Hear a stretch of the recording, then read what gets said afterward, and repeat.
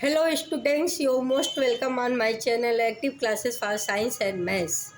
Today I am going to teach conversion of the temperature from Celsius to Kelvin, Kelvin to Celsius, Fahrenheit to Celsius, Celsius to Fahrenheit, Fahrenheit to Kelvin and Kelvin to Fahrenheit.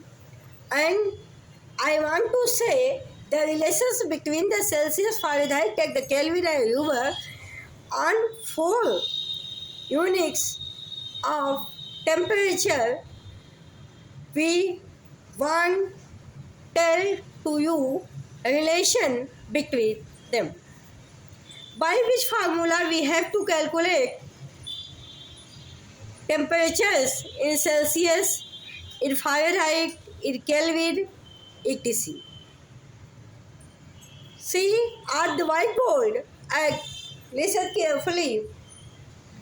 Temperature conversion formulas, सब temperature conversion formulas यहाँ पर हम आपको लिखे हुए हैं, जिससे कि आपको अगर कोई भी केल्विन में दे दे तो आप उसको सेल्सियस में टेम्परेचर कन्वर्ट कर लीजिए, सेल्सियस में दे दे तो केल्विन में कन्वर्ट कर लीजिए, केल्विन में दे दे तो फ़ारेनहाइट में कन्वर्ट कर लीजिए, फ़ारेनहाइट में दे दे तो आप केल्विन में कन्वर्ट कर लीजिए. So student, first point, Celsius to Kelvin conversion.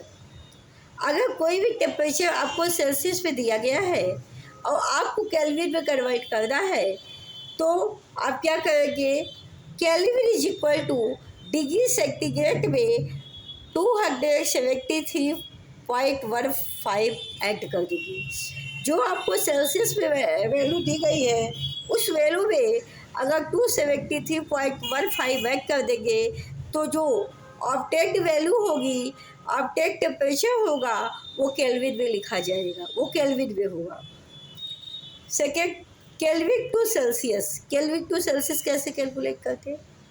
अगर मान लीजिए आपको टेम्परेचर केल्विन में दिया गया है, आपको सेल्सियस में कन्वर्ट करना है, तो आप केल्विन वाले टेम्परेचर जो आपको दिया गया है उसमें से अगर आप 273.15 माइनस कर देंगे तो आपको डिग्री सेंटीग्रेड में वैल्यू मिल जाएगी टेम्परेचर की. जनरली लोग 273 ही माइनस करते हैं, पॉइंट को छोड़ देते हैं, लेकिन पूरा वैल्यू जो इसकी होती है 273.15. आप जानते होंगे इसी के लिए, इसी मेथड के लिए ज़्यादातर क्या करते हैं, केल्विन में से 273 माइनस कर दिया, आपका सेल्सियस में आ गया, लेकिन एग्जैक्ट वैल्यू इसकी यही होती है.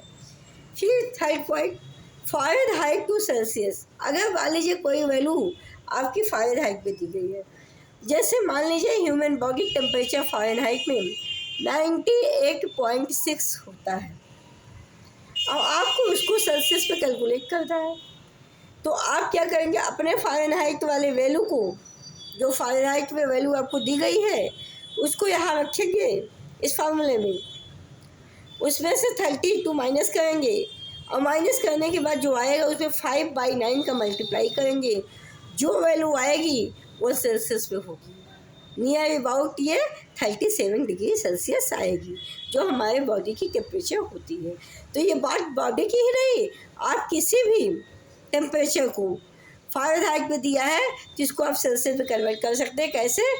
फ़ारेनहाइट की वैल्यू से 32 माइनस करेंगे, जो आएगा उसमें 5/9 का मल्टीप्लाई करेंगे. इसके बाद फोर्थ, सेल्सियस टू फ़ारेनहाइट कैसे कन्वर्ट करेंगे? How to calculate the temperature Celsius to Fahrenheit. Degree Fahrenheit is equal to degree Celsius into 5/9/5 plus 32. इसमें आप क्या करेंगे, आपको फ़ारेनहाइट में कैलकुलेट करना है, आपको वैल्यू किस में दी गई रहेगी, सेल्सियस में. सेल्सियस की वैल्यू आप यहाँ रख देंगे, उसमें 9/5 का मल्टीप्लाई करेंगे, जो वैल्यू आएगा उसमें 32 ऐड कर देंगे, तो ऑब्टेक्ट वैल्यू फ़ारेनहाइट में टेम्परेचर की हो जाएगी. इसके बाद क्वेश्चन नंबर 5 देखो, फ़ारेनहाइट टू केल्विन. अगर कोई वैल्यू आपको फ़ारेनहाइट में दी गई है और उसको डायरेक्ट आपको केल्विन में कन्वर्ट करना है, सेल्सियस में नहीं करना है, डायरेक्ट केल्विन में करना है, तो डायरेक्ट केल्विन में करने के लिए आप क्या करेंगे, केल्विन इज इक्वल टू था फ़ारेनहाइट माइनस 32 इंटू 5/9 प्लस करेंगे प्लस 273.515। तो फ़ारेनहाइट की वैल्यू यहाँ रख देंगे, उसमें 32 माइनस करेंगे, जो वैल्यू आएगी उसमें 5.9 का मल्टीप्लाई करेंगे, जो वैल्यू आएगा उसमें 273.15 ऐड कर देंगे। तो ऐसा करने से आपको वो वैल्यू केल्विन में मिल जाएगी। 6 केल्विन टू फ़ारेनहाइट। अब केल्विन टू फ़ारेनहाइट कैसे कन्वर्ट करेंगे, मतलब कहने का ये मतलब है कि केल्विन वैल्यू आपको दी गई रहेगी, लेकिन फ़ारेनहाइट में कैसे आप लिखेंगे, जिसके लिए फार्मूला होता है degree Fahrenheit is equal to degree kelvin minus 273.15 into 5/9 plus 32। क्या करेंगे, केल्विन की वैल्यू से 273.15 माइनस करेंगे, जो आएगा वैल्यू उसमें 5.9 का मल्टीप्लाई करेंगे और करने के बाद प्लस 32 ऐड कर देंगे, वो वैल्यू आपकी फ़ारेनहाइट में मिल जाएगी। इसके बाद नोट में एक फार्मूला है, this formula is the relation between the degree centigrade, degree Fahrenheit, kelvin and rumour. There are four major units of temperature: Kelvin, Celsius, Fahrenheit and rumour.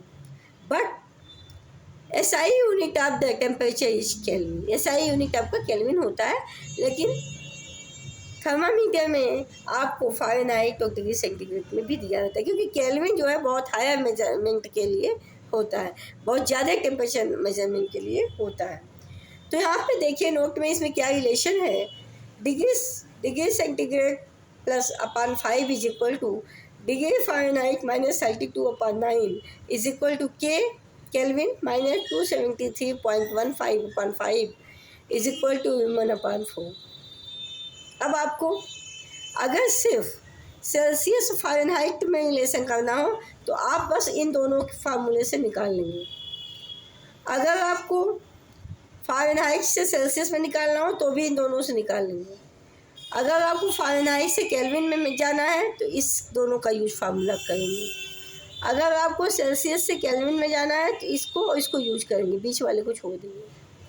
और अगर आपको सेल्सियस में र्यूमर में जाना है तो सेल्सियस से र्यूमर में यहाँ जाएंगे, बीच को दोनों छोड़ देंगे। फ़ारेनहाइट से र्यूमर में जाना है तो फ़ारेनहाइट को वाले को लेंगे, र्यूमर वाले को लेंगे। केल्विन र्यूमर में जाना है, केल्विन और र्यूमर में लेंगे। र्यूमर से केल्विन में जाना है तो र्यूमर केल्विन लेंगे। र्यूमर फ़ारेनहाइट में जाना है तो र्यूमर से फ़ारेनहाइट। तो इस तरह से आप एक दूसरे के बीच रिलेशन ये दिया गया है, इसको आप याद रखेंगे। तो आप कोई भी कैलकुलेशन कहीं पर भी पूछा जाए, केल्विन में, फ़ारेनहाइट में, डिग्री सेंटीग्रेड में, र्यूमर में, तो आप इस रिलेशन से किसी दो के बीच एक दिया है तो दूसरे का वैल्यू कैलकुलेट कर सकते हैं वेरी इजीली। तो स्टूडेंट, आपको हम बता दें कि जो टेम्परेचर मेजरमेंट का जो इंस्ट्रूमेंट है जिससे हम मेज़र करते हैं टेम्परेचर, वो है थर्मामीटर।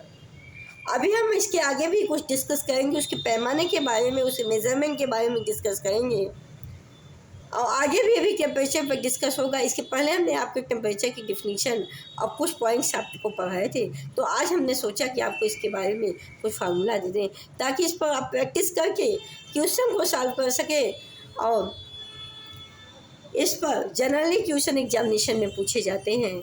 तो आज के लिए स्टूडेंट इतना ही रखते हैं, कल फिर मिलेंगे न्यू एनर्जी और न्यू टॉपिक के साथ। Thank you so much. अगर आपको हमारी वीडियो पसंद आती है इसको लाइक शेयर सब्सक्राइब करना मत भूलिएगा।